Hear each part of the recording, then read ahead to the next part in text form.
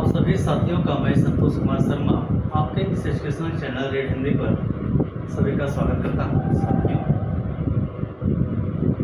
बड़ी खुशी होती है कि आप लोग इस चैनल पर आते हैं और पढ़ाई करते हैं। साथियों देखिए, अगर आप लोगों ने मुझ पर भरोसा बनाया है तो मैं यह भरोसा कभी टूटने नहीं दूंगा, ठीक है ना। एग्ज़ाम में सबसे ज़्यादा आप लोगों को नंबर दिला के रहूँगा, ये मेरा वादा है आप लोगों से। साथियों, अगर चैनल पे पहली बार हैं तो इस चैनल को सब्सक्राइब कर लीजिएगा, अपने दोस्तों को शेयर कर दीजिएगा, ठीक है ना। देखो साथी, आपको इस चैनल पे कक्षा 6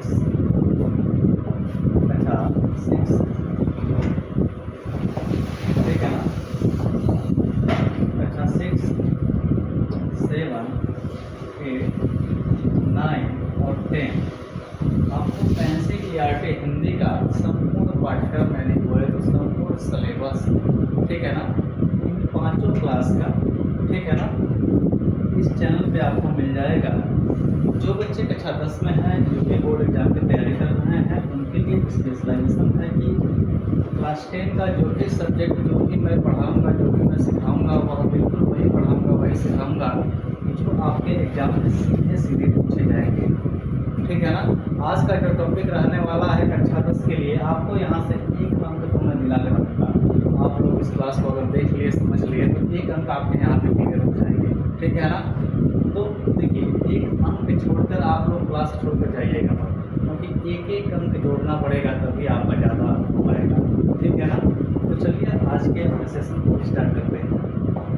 साथियों, आज का जो अपना सेशन रहने वाला है अनेकार्थी शब्द, यानी कि जिसके ऐसे शब्द जिसके अनेक अर्थ होते हैं, ऐसे शब्दों के विषय में हम लोग जानेंगे, ठीक है ना।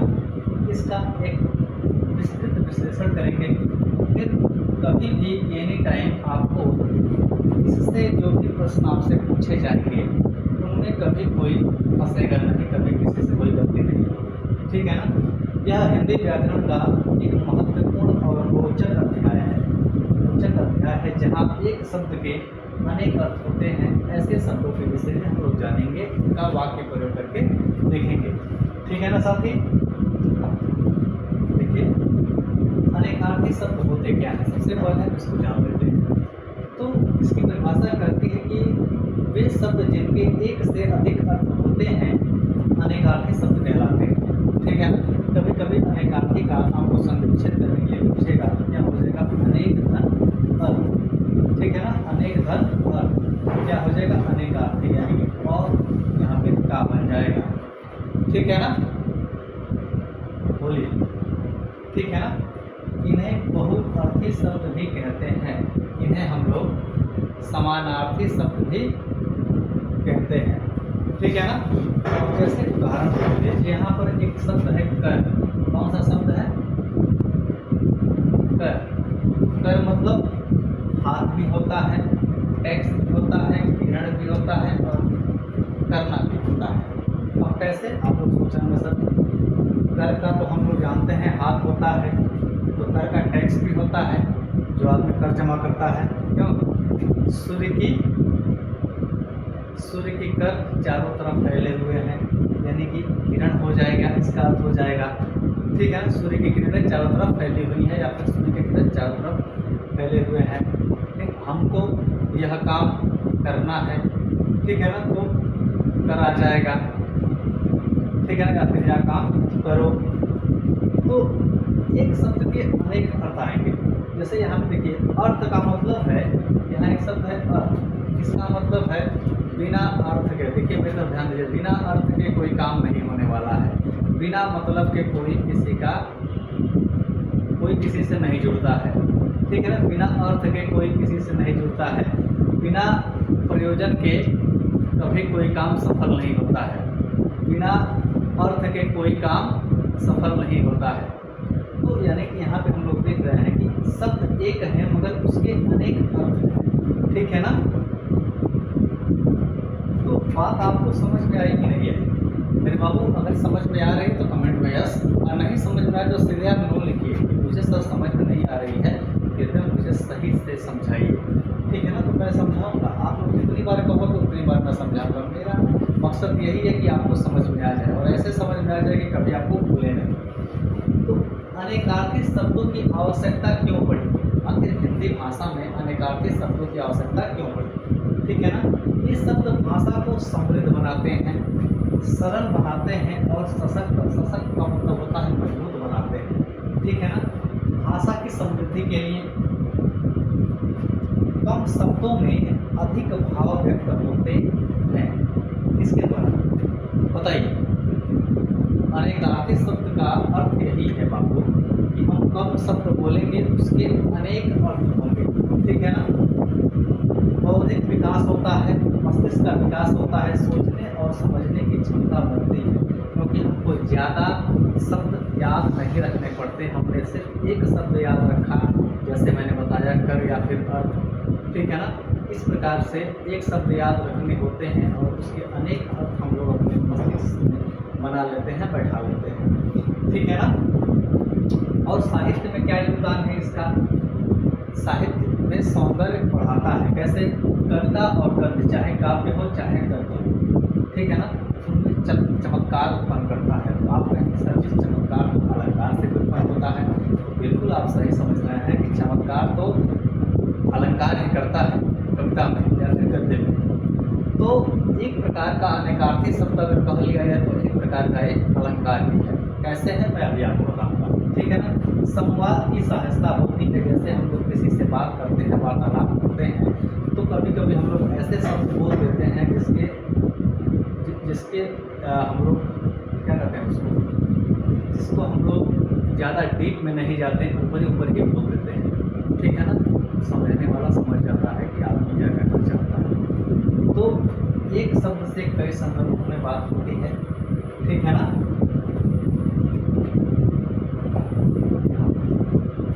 कुछ आपके लिए एग्जाम्पल मैं लेकर आया हूँ। समान अनेकार्थी शब्द, ये ऐसे शब्द हैं ना मेरे बाबू, जो परीक्षा में सीधे सीधे यहीं से पूछे जाते हैं, बिल्कुल सीधे सीधे। आप लोग प्रीवियस क्वेश्चन पेपर उठा के देखिएगा तो यहाँ से कई ऐसे अनेकार्थी शब्द मिल जाएंगे जो सीधे सीधे प्रश्न पूछे गए हैं। ठीक है ना। देखिए जैसे कनक, कनक एक शब्द है। कनक कनक पे सौगुनी मादकता अधिकाय, एक खाए बहरा जब खाए बहराए। ठीक है ना बाबू। ऐसा काव्य है। तो कनक का अर्थ होता है सोना। ठीक है। चूँकि गोल्डन होता है इसलिए इसको गेहूँ भी कहते हैं, अधूरा भी कहते हैं। ठीक है ना। देखिए शब्द एक है, इसके अनेक अर्थ हैं। हार, एक हार होता है माला जो हम लोग पहनाते हैं, वरमाला। ठीक है ना बाबू। वर को पहनाते हैं या फिर वधु को पहनाते हैं या फिर हम लोग भगवान को पहनाते हैं, जिसको पहनाते हैं कि माला। एक तो अर्थ उसका माला है, एक का मतलब होता है हार, यानी कि युद्ध में हार जाना, युद्ध में पराजय हो गई। ठीक है ना। दूसरा शब्द है काल। तीसरा शब्द काल। काल का मतलब होता है समय। ठीक है ना। कुछ लोग कहते हैं इसकी काल आ गई थी, इसकी काल आ गई थी, यानी कि इसकी मृत्यु आ गई थी। ठीक है ना। और जब आप जानते हैं काल आ गया यानी कि यमराज आ गया, यानी कि काल का मतलब होता है यमराज से भी अर्थ बनता है। ठीक है ना। एक शब्द है अंक। इसका जो अनेकार्थी शब्द होगा बोध होगा। बोध कि मुझे, जैसे कि माता यशोदा ने श्री कृष्ण को अपने अंकों में भर लिया, यानी कि अपने गोदी में उठा लिया। ठीक है ना बाबू। वैसे ही अंक का जैसे हमारे 1 2 3 4 5 का संख्या गिनती करते हैं। ठीक है ना। गिनती आ गया, काउंटिंग आ गया। और एक अंक होता है नाटक का भाग होता है, जैसे कि जो पर्दे पे खेला जाता है। ठीक है ना। एक अंक खत्म हुआ फिर दूसरे अंक के, ठीक है ना, दूसरे अंक के जो भी खेलने वाले, नाटक खेलने वाले पात्र होते हैं वे मंच पे आते हैं। एक अंक खत्म हुआ फिर दूसरा अंक स्टार्ट हो गया। आप लोग नाच प्रोग्राम देखते होंगे तो उसमें दिखाई देता होगा। ठीक है ना। तो नाटक का भाग हो जाएगा।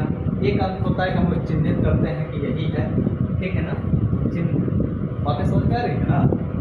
देखिए नाग, नाग का अर्थ क्या होता है? नाग का अर्थ मतलब सांप। क्या बाबू? सांप। एक होता है नाग, हम लोग कहते हैं हाथी के सूंड को कहते हैं। ठीक है ना। तो हाथी हो जाएगा। नाग एक पर्वत का नाम है, पर्वत भी हो जाएगा। ठीक है। नाग केसर भी हो जाएगा। यहाँ देखिए वर, वर का श्रेष्ठ। ठीक है ना। देखते हैं शादी ब्याह में दूल्हे को ऐसे सजाया जाता है कि उसे के पीछे पूरी बारात चलती है। शादी में सभी लोग दूल्हे को ही देखते हैं जुगर बना के। ठीक है ना। तो वह उस समय क्या है, श्रेष्ठ है कि नहीं है, बताइए आपको। एक होता है पय, पय का मतलब होता है दूर, और एक पय होता है कि किसी में कमियां निकालना। ठीक है ना। एक पय किसी में कमियां निकालना। पय का मतलब जब जो होता है पय होता है पय, मेरे पय में बहुत पेन हो रहा है। ठीक है ना। तो देखिए यहाँ से आपके प्रश्न बनेंगे, इसलिए यह चीज़ें आपको बहुत जरूरी। ठीक है ना। ध्यान रखिएगा इसको। आगे देखिए, प्रसंग के अनुसार अर्थ का चयन करना जैसे बहुत बड़ी बात होती है। कौन सा प्रसंग चल रहा है, कौन सा सीन है, हमको क्या बोलना है, उसका अर्थ क्या निकलेगा। ठीक है ना। जैसे आप लोग जानते हैं कि एक शब्द के अनेक अर्थ होते हैं, तो सिचुएशन के हिसाब से हम लोग को बोलना होता है। ठीक है ना। इतना आप लोग को ध्यान में रखना है। तो देखिए, प्रसंग के अनुसार अर्थ का चयन, महत्वपूर्ण इसके नियम क्या है। वाक्य का संदर्भ देखें कि भैया हमको यहाँ पे कौन सा शब्द बोलना है, क्या बैठेगा। ठीक है ना। जैसे मान लीजिए हम लोग सुनार की दुकान पे गए और उससे कहेंगे हम लोग कि भैया धतूरा दिखा दो, गेहूँ दिखा दो, तो वो क्या समझेगा वहाँ पे हम लोग कहना पड़ेगा कि कनक दिखा दो, चाहे सोना दिखा दो। ठीक है ना बाबू। तो यानी कि जैसा समय रहेगा, जैसा सिचुएशन रहेगा, वैसे ही हम लोग को बोलना है, क्योंकि हम लोग जानते हैं कि एक शब्द के अनेक अर्थ निकलते हैं। ठीक है ना। यानी कि शब्द के आसपास के शब्दों से अर्थ समझे, यानी कि सिचुएशन कैसा है उसको देख कर ही बोलना है। इसे पहचाने, किस विषय पे चर्चा हो रही है, बात हो रही है, किस चीज़ की खरीदारी हो रही है, उसको विशेष ध्यान होना चाहिए। ठीक है ना। देखिए, अभ्यास करें, मोस्ट इम्पोर्टेंट, जितना पढ़ेंगे उतना समझ बढ़ेगी। अनेकार्थी शब्द का मतलब ये हुआ कि हमने यहाँ पे बता दिया, उससे आपकी तैयारी नहीं बन पाएगी। आप लोग जितना रीडिंग करेंगे उतना ही आपको समझ में आएगी बात। जैसे यहाँ पे देखिए, एक शब्द है कर, तो राजा ने कर लगाया, यहाँ पर कर का अर्थ होता है टैक्स। ठीक है ना। यहाँ पे कर का अर्थ क्या होगा, टैक्स। वाक्य 2 में देखिए, उसने अपना कर उठाया, कर का मतलब यहाँ पे हो गया हाथ, उसने अपना कर उठाया। वाक्य नंबर 3 में देखिए, सूर्य के कर फैले, यानी सूर्य की किरणें फैली। ठीक है ना। अब बात हम लोग सूर्य की कर रहे हैं, तो ध्यान देना पड़ेगा कि सिचुएशन जैसा हो हम लोग सब का उपयोग भी वैसे ही करेंगे। आगे अनेकार्थी शब्दों के प्रकार।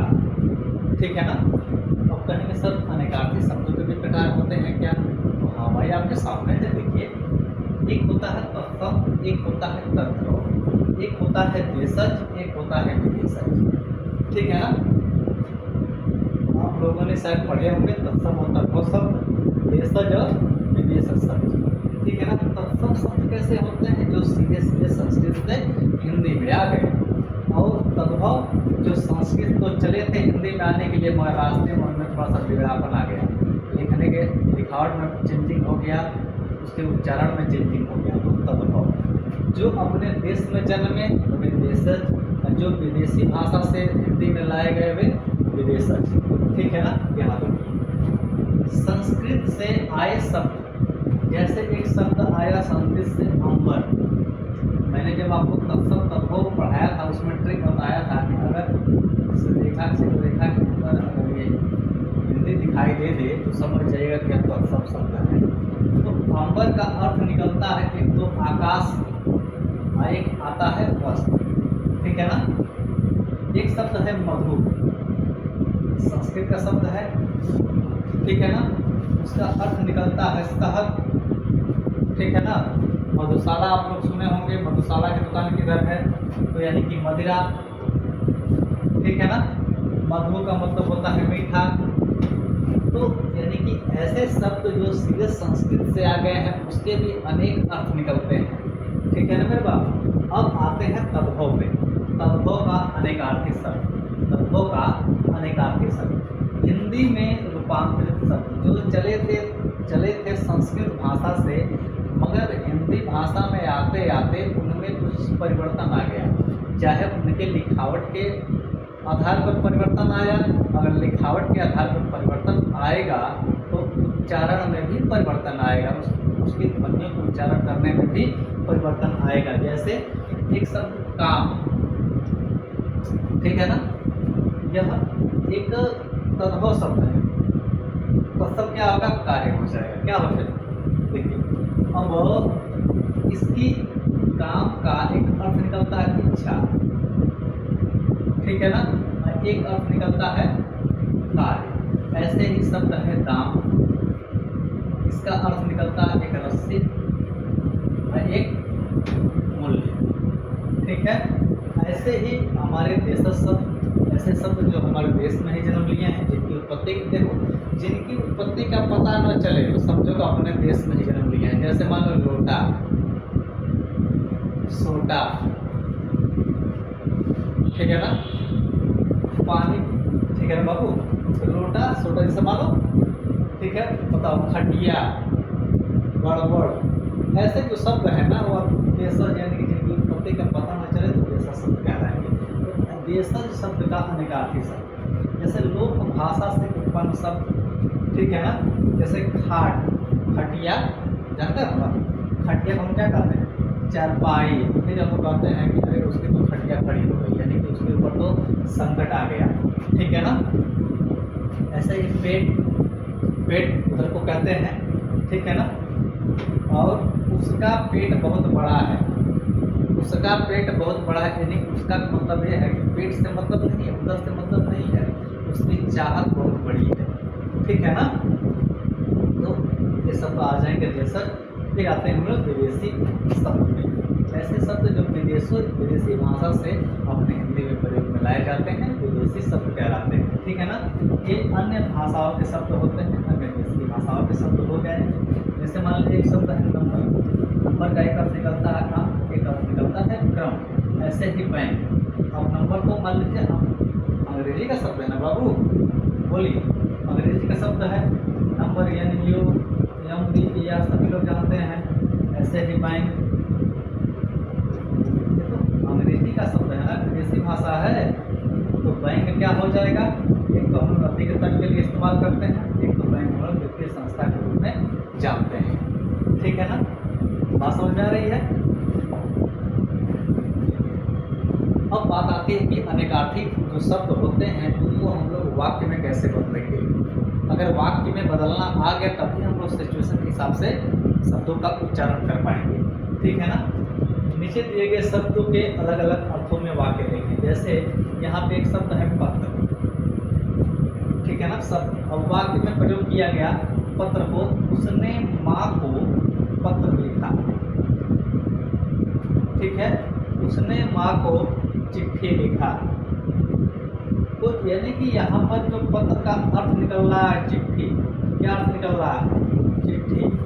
और उसी पत्र का पेड़ का पत्र गिर गया, यानी कि पेड़ का पत्ता नीचे गिर गया, ठीक है ना, यहाँ पे यानी कि पत्र का अर्थ निकल जाएगा पत्ता। अब जैसे यहाँ पे हार देखिए, एक तो हार होता है माला, ठीक है, उसने हार पहनी, खुशी से पहनी, शौक से पहनी, क्योंकि वह एक माला है, ठीक है ना, जो स्वागत के लिए पहनाया जाता है।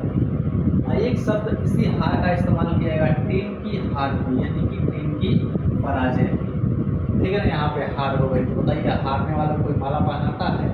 तो यहाँ पे देख लीजिए शब्द एक ही है मगर जगह जगह में उसका प्रयोग हो रहा है, उसका अर्थ अलग बदल जा रहा है। एक शब्द काल, क्योंकि मैंने अभी आपको बताया, फिर भी आप समझ लीजिए वाक्य में प्रयोग करके। जैसे काल का अर्थ होता है समय, तो बीता हुआ काल लौटता नहीं, वाक्य में प्रयोग हो गया, यानी कि बीता हुआ समय जो होता है ना कभी लौटता नहीं।